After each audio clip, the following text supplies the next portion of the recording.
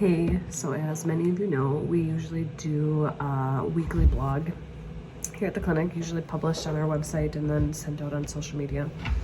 But today I want to do a video one.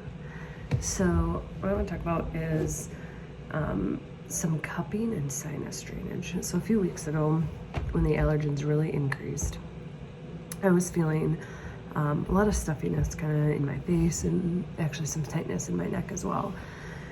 And so I don't know how many of you would remember, but earlier this year we talked about a Craniosacral Basics for parents. We did a virtual workshop of it.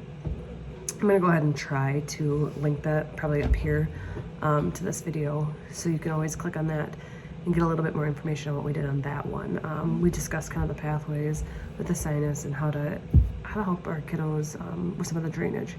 And so what I had done for myself a few weeks ago is I did some cupping right through the SCM muscle through here. You know, a lot of people are familiar with the circle cupping marks that they get. You know, sometimes massage will do it or acupuncture will do it. And each profession tends to do it a little bit for different reasons. My particular reason is usually to increase flow, get muscles moving around a little bit better, a little bit more efficiently. And so with the associated neck pain, tightness of the muscles that I was getting, I really wanted to kind of increase some of that flow through there and get things moving better.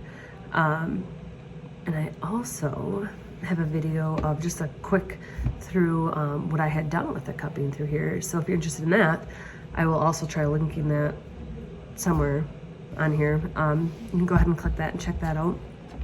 I didn't really think much of discussing or doing a blog, or I guess this is a vlog on that, until I had a lot of different family and friends ask a little bit about it, because I thought it was kind of cool. When I was feeling much better afterwards. Yeah, so if you want to check it out, check it out. You got questions, ask. Have a good day.